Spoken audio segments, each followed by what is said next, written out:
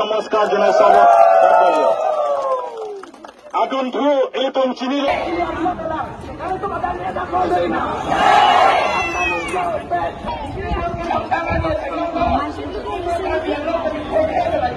অহা ২৬ৰ বিধানসভা নিৰ্বাচনত কাৰ্বি আংলঙৰ মাটিৰ পৰা আমি তুলিৰাম ৰংহাঙৰ যিটো ভয়াৱহ আসন ইয়াক উৎখাত কৰিম।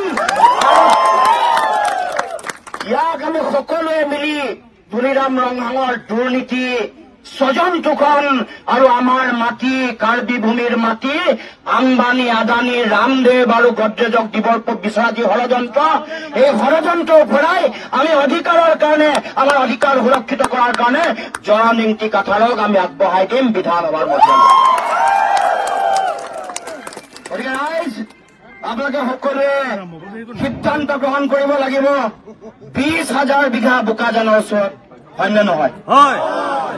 ১২,০০০ বিঘা আম্বানীক ইতিমধ্যে দিলে, কম্প্ৰেছ বায়'গেছৰ নামত দিলে, ইতিমধ্যে চুক্তি হৈ গ'ল। আৰু ১২,০০০ মাটি দিয়াৰ ধান্দা আছে ৰামদেৱ আৰু গডৰেজক।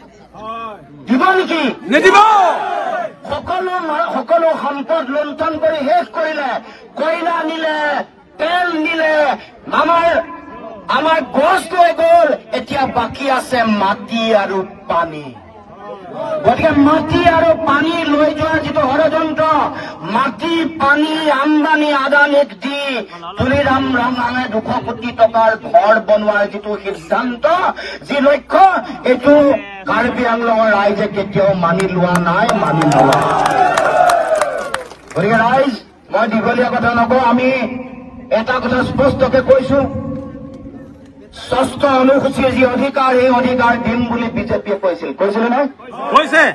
বিজেপিয়ে কৈছিলে যে পূৰ্ণাংগ ৬ষ্ঠ অনুসূচীত যি অধিকাৰ পাব লাগে সেই অধিকাৰ দিম।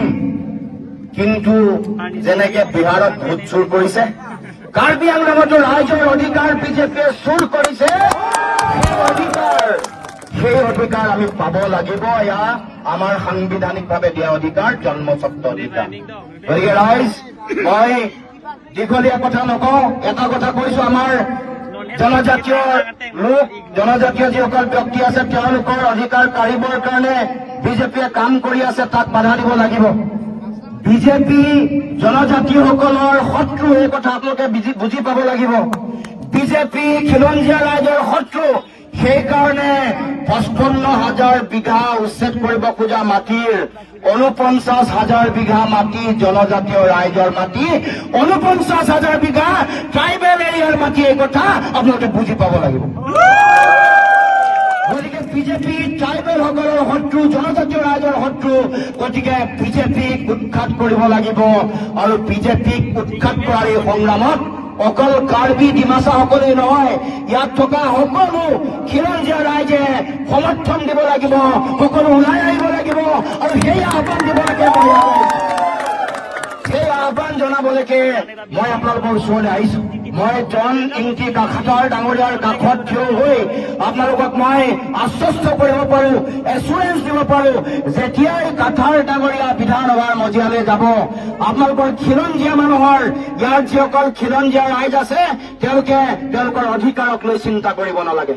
সকলোকে তেওঁ মৰম কৰিব। সকলো খিলঞ্জীয়া, কাৰ্বি ডিমাছাৰ উপৰিও আন খিলঞ্জীয়া ৰাইজৰ যিবোৰ সমস্যা আছে, ভূমিৰ অধিকাৰকে ধৰি যিবোৰ বিষয়ক লৈ ৰাইজে বহুদিনৰ পৰা শংকা ব্যক্ত কৰি আহিছে, সেইসমূহ ন্যায় আমাৰ জয়নিংটি কাঠাৰ ডাঙৰীয়াই দিব। গতিকে আমাৰ খিলঞ্জীয়া সকলো ৰাইজকে তেখেতৰ হাত শক্তিশালী কৰিবৰ কাৰণে মই আহ্বান জনাইছো। তেখেত শক্তিশালী হলেহে কাৰ্বি ভূমি শক্তিশালী হব, কাৰ্বি আংলঙৰ মানুহৰ অধিকাৰ সুৰক্ষিত হব।